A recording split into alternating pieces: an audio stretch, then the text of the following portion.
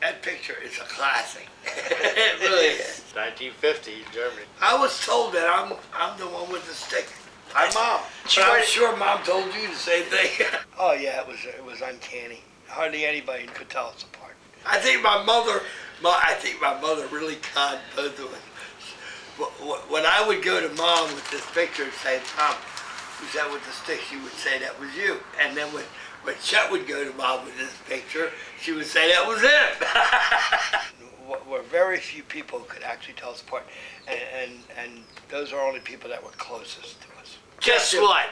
It's me with the stick. Well, who is it?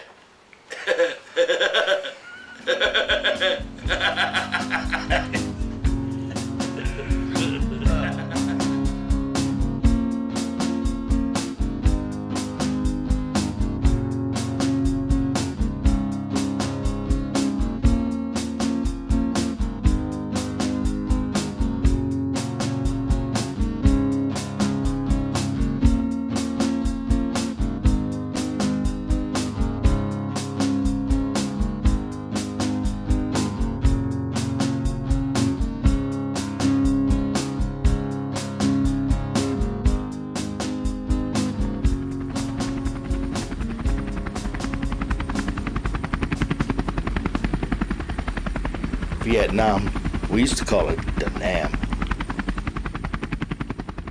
A very beautiful country, yes. From seashore to the mountains, it was one beautiful country. Plush green valleys and white sand, like you wouldn't believe. Literally miles and miles and miles of beautiful. Yeah, even the rice paddies. They're not like rice paddies like people would think of a rice paddy. No. There were tree lines, there were yeah. huge boulders, there were villages, all within the rice paddies. We had 3 villages, Fuqua 1, Fuqua 2, Fuqua 3. I was in Fuqua 1, and that was friendly. That was our village. But we had Fuqua 2 and Fuqua 3, and both were known BC villages. And they were separated by rice paddies and tree lines. We both had jobs since we were like 12, 13 years, 14 years old. He worked at Markowitz's, and then he worked at the Linebacks, and I worked at Markowitz's. One was a grocery store, one was a hardware store. One time we switched, and they didn't know who was working for who. We had them going. I told him, I said, I'm tired of working at Markowitz's. I want to go to Linebacks today. He said, okay, I'll go to Markowitz's today. But the owners didn't know one of us from the other. And I took the rap for him a couple of times in high school. It was gambling, and they frowned on gambling. We used to pitch quarters in high school, pitching quarters up against the wall, and the closest quarter wins. And what happened was the teacher saw me. And I was off to the side. He was up against the wall with a bunch of other guys pitching quarters, and the teacher snuck up on him. From the second or third floor window, I forget his name, but he yelled out, "I got you now, Bob." You know, and I can hear him from the window, and I go, "Oh, Christ."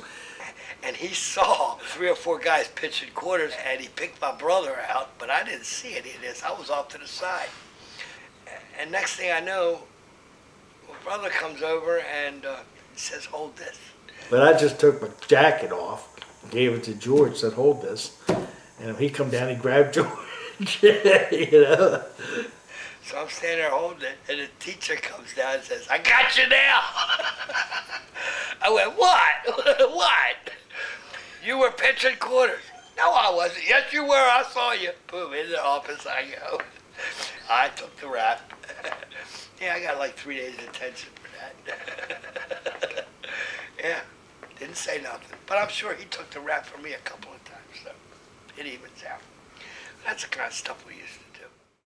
The only thing that ever got anybody ready for Vietnam would have been the way they were raised and if they had enough confidence in themselves. My brother was already in the Army. He had joined the Army. As soon as you drop out of college, the school sends you papers in that tells them that you're no longer a student and they draft you. I knew I was going to get drafted, and I did get drafted. You know, the Army sent me a letter after I had joined the Marine Corps, drafting me, one of those greetings from the President of the United States. Most of the times, what you did is you were a replacement. When you got out of basic, you went to AIT, and then you went to NOM. because somebody was killed or somebody's coming home. It was a constant replenishment, always replacing. Not when I went over. We went, our entire base went, you know. That's what we were there for. But you know what? I really believe that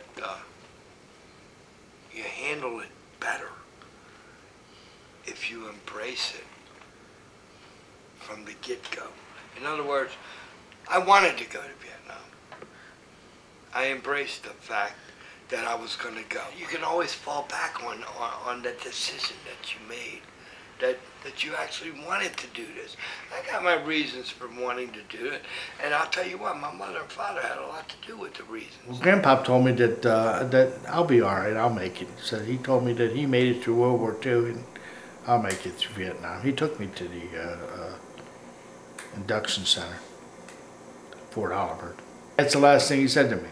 He says, "Me and your mother lived through World War II, and you'll live through this." It's kind of neat.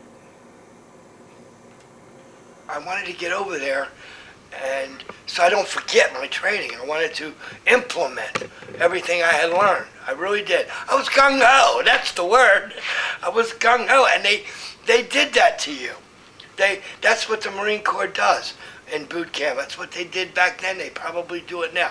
They break you down and rebuild you to their liking. And I was like that too. Nobody escapes that. And you come out gung-ho. You really do. And you just want to kill. Really, you do. When I first got there, we were losing a helicopter and a crew member a day. You know, all my buddies were getting killed one by one. We had a real bad one time. We were coming into an LZ just like Apocalypse Now, 10 of us, 10 ships strong. And we're bringing troops in. Well, I'll tell you what, those 10 helicopters got 6 feet off the ground when this shit hit the fan. And I mean, next thing I knew, I hear a pilot hollering, "My gunner's hit, my crew chief's hit." And I look back and smoke, and one helicopter's down, on fire, one's cut in half. They had anti-aircraft guns, pom-pom guns. We circle around, and I unloaded about 600 rounds into the trees there.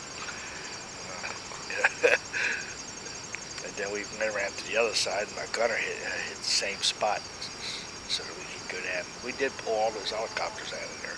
It was one of those where, oh yeah, we're okay, it's a secure LZ. We B-52 this LZ for 3 days. Ain't nobody here. Right. It happened all the time.